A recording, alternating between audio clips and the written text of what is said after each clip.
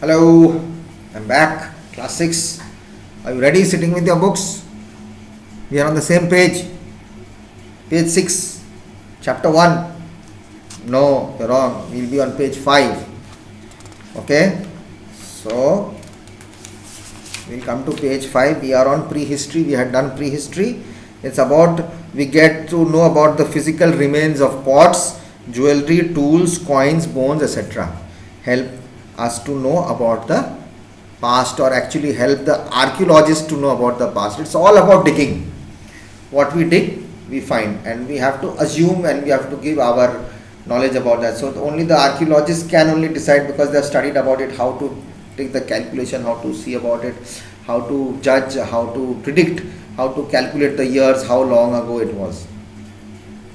Okay. So you can see there's a picture in this book where this lady, an archaeologist, is fitting together pieces of pottery found during an excavation. It's a lot of hard work. Everything is hard work.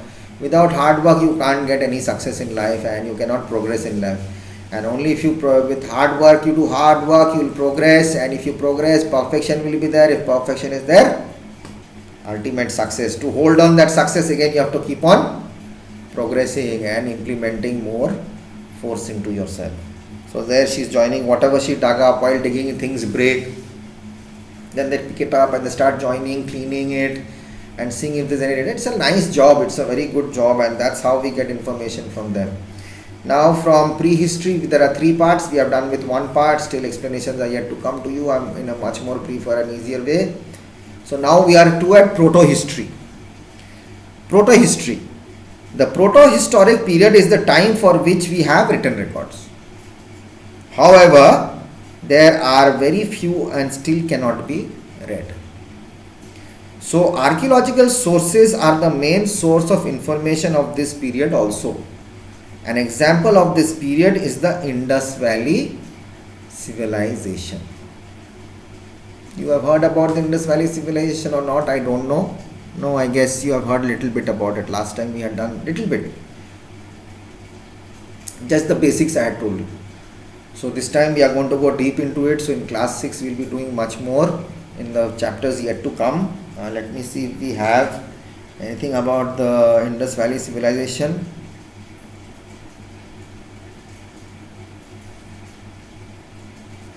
Maybe in class 7 you will come to know, or might be good. First cities is going to come. The Indus Valley civilization is going to come. A part of it is going to come. We will come to know.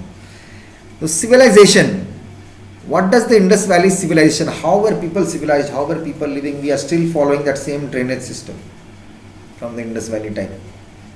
What the drains which we see outside here today is all being done from that system we are following. We follow the Indus Valley civilization.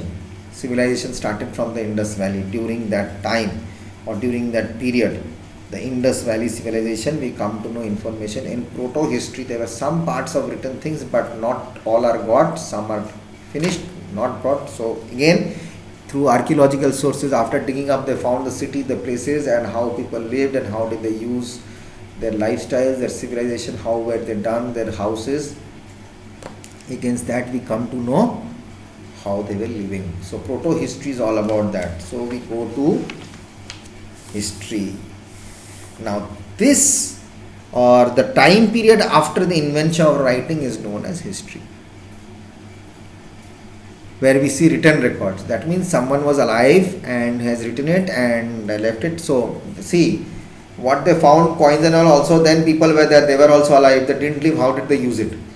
So this will be a much more recent living people of information which we get of writing record. That means there was a lot of vast development, and writing came into, that means education also came into action. Knowledge was there.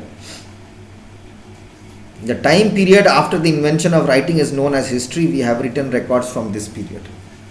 Early writing was done on rocks, pillars, copper plates, clay tablets, palm leaves, and on the barks or perch of trees. Over the years, many of these evidences have been destroyed.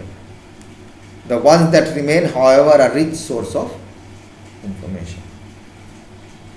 I told you about this earlier also, that written records were on rocks, pillars and on copper plates, on leaves, on trees, and palm leaves, dry palm leaves. You can do it at home also. You can do one thing. Show me one manuscript how you can do. Try to arrange few leaves, palm leaves. You know what are palm leaves? You don't know.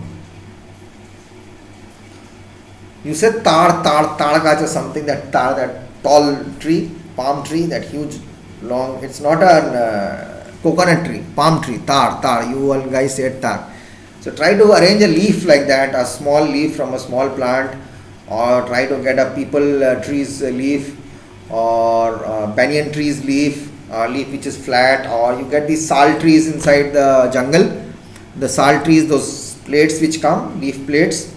So try to arrange few leaves, dry them up in the house, keep them on the terrace within this heat, whatever now temperature is going to dry up, and then try to bind it with some string or something and make 2-3 leaflets and then write on it and make a manuscript, your name, what class, try to write some notes on it with your pen and try to keep it. It's going to be a very nice hobby of yours, and you can keep it with you, and so that when other people see that, it will be also history, they'll read about it. Okay, so you can do that also. On the barks of birches, over many years, many of these evidences have been destroyed. They've all got spoiled, or during war or something has happened. These people have traveled from this side, that side. Calamities, natural calamities, earthquakes, floods and all, they have got destroyed. But however, whatever has remained is been of rich source of information. From that only we get all the information. Now is about dates in history. How do we do dates? I was doing AD and BC, but now we go into BC, E and CE. So after BC was before Christ, AD was after the death of Christ, and BC is now to CE, and AD has become BC has become BCE, and AD has become CE, the common era and the the common era, and what do they say, it's called AD and BC. I actually know the AD and BC. So dates in history are expressed in BC and AD. Nowadays most historians use BCE instead of BC and CE instead of AD. So I was just fumbling up there about this BC and CE.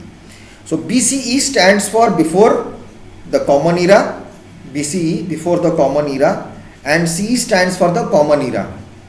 The years expressed in BCE are counted backwards. Okay, for example, 100 BCE comes before 99.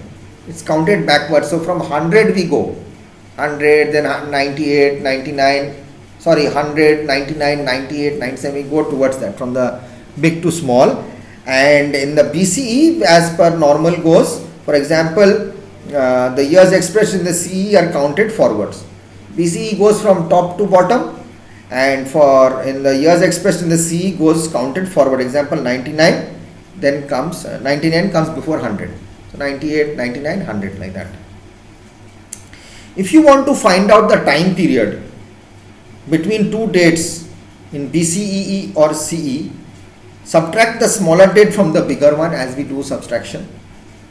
For example, 500 BCE to 200 BCE means a period of 300 years, and similarly 200 CE to 500 CE also means a period of 300 years. You have to just do that mind to calculate the time between the two dates. When one date is BCE and another is CE, add two dates. For example, 500 BCE to 200 CE means a period of 700 years. We add the dates to find out a time. So the Kalinga war fought between Emperor Ashoka and the king of Kalinga was fought in 261 BCE. Calculate how many years ago was it fought. So 2020 plus 261, that's 2000 years ago. See the calculation. Okay, add up and see how much it's coming up to.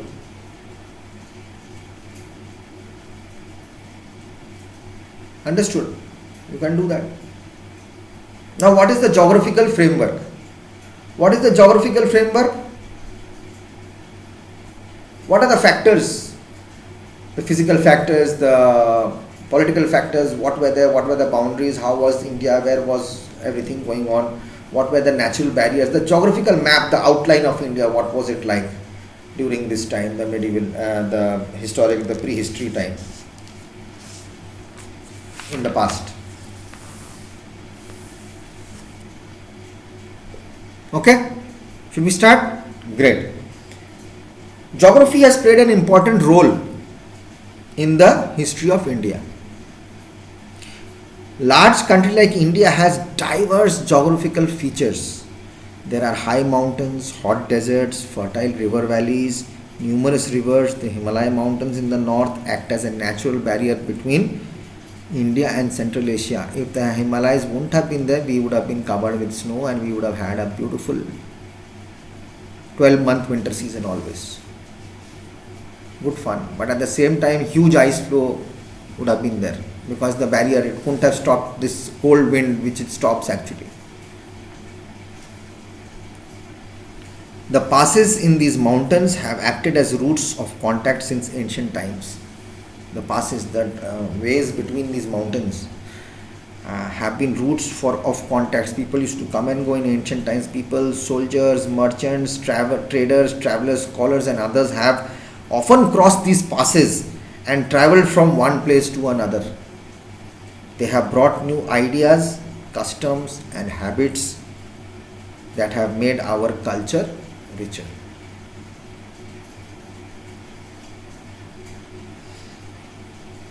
So when people travel from one place to another, like I have come, I share whatever information I have with me, so I try to give you my type of ideas which I know, try to improvise them on you, and you try to improvise whatever you have, you get it on them, and it becomes in a larger way, right? It helps you in a better way so that you can understand it. Am I right? Correct? It's like that. So I hope you guys are not getting bored, but history is like this. You have to pay a lot of attention to it because this is the starting. It will be a bit, you will not try to, you'll think what's happening, but I'll make it interesting for you. So that's why I read it as a story for you so that you don't get bored. So others have often crossed these passes and traveled from one place to another. That's how people came and went and brought their knowledge and brought their cultures from there, and this is how made our culture richer also. Why did people travel from one place to another in ancient times? I have told you already why did people travel from one place to another. I have told you. The Indus and the Ganga plains are very fertile regions. That's why farming was great there. So in this valley of river Narmada, the river valleys were areas where people settled first. This was because the river provided sufficient water for all their needs. We need water for everything. The land near the river was very fertile. People could grow crops easily. Food was available. I had told you earlier also. The river served as means of transport. Told you this also earlier. So there was no difference between your chapter, what I was telling you and what is inside your chapter. So everything is going to be the same, but in different language. It will be explained differently. So I have told you earlier also one video I have given you about explanation. In the next class there will be another video. I am going to explain the same thing again in another version. So you will come to understand it much more easier. It will be easier for you. So geography also determines on the development seen in a particular area. Places with unfavorable environment are sparsely populated. The culture that develops there is not much affected by external influences. On the other hand, areas where the environment is favorable are densely populated. This means that a place where there is a good place, where there is enough water, where there is enough fertile land, people will try to go and stay there. They will try to build up. So population builds up there. So it gets crowded. But a place where there is less amenities or less things are there, but there are people are less, but that place is much more better than this. It's not overcrowded, does not get densely populated. It does not get affected. Like now the pandemic is going on, the lockdown is going on, and we are all in social distancing and quarantine in our own houses. So what happens? The atmosphere outside is becoming so pure. The air is becoming more fresh. See, the world outside is becoming so nice. Pollution is not there. The air is good. Someone from Bihar, from his village or some parts of the village in Bihar, I'm not remembering the name, has taken a picture and I've seen the Himalayas from Bihar. Can you imagine? That means there is no pollution. It's so nice. The atmosphere has become so nice, but it's bad that we are not able to work. So many people are not able to eat. That's very sad. But on the other hand, I'm not saying that this lockdown is good, but it's good in the sense for the atmosphere, for the climate, for the weather, and we are being safe, and the air is becoming more pure, and we are getting good fresh oxygen now. Okay, so that's why I'm just saying I'm just saying the positive side of it, but it has got more negatives as well. Okay, so we have now, what are the sources of history? What are the sources of history? What I'm going to do is I'll mark it till here only today. On page 6 till geography also determines the development seen in a particular area. Places with unfavorable environment are sparsely populated. The culture that develops there is not much affected by external influences. On the other hand, areas where the environment is favorable for densely populated. Where the environment is favorable, there it is densely populated.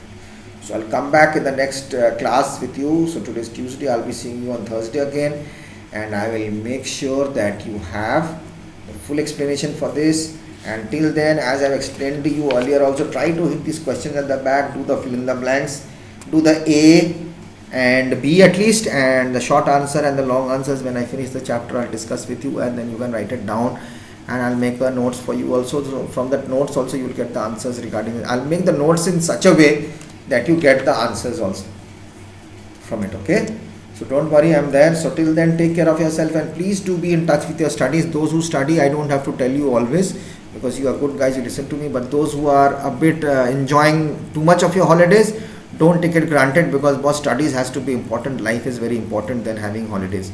Okay, so when you have the chance, so please use it and take advantage of this excessive time which you have. So guys, take care and do whatever you want after your studies. I have got no problem, but please do be in touch and take care of yourselves. Eat properly, stay well, be clean, and keep washing your hands properly. Don't use too much of this sanitizers. It's not so good. Washing your hands with soap is good, but once a point before you eat your food or something, if you wash your hands, it's okay. But if you come from outside, inside your room or something, use a sanitizer, 2-3 drops, and just rub your hand, and that's enough. And after that, even if you wash your hand, it's better with plain water. So make sure you do those things, and eat food properly in time, and sleep well, dream well also, and dream big, and take care of yourselves. Be home and stay safe, and love your family and respect them also. Bye bye, see you soon.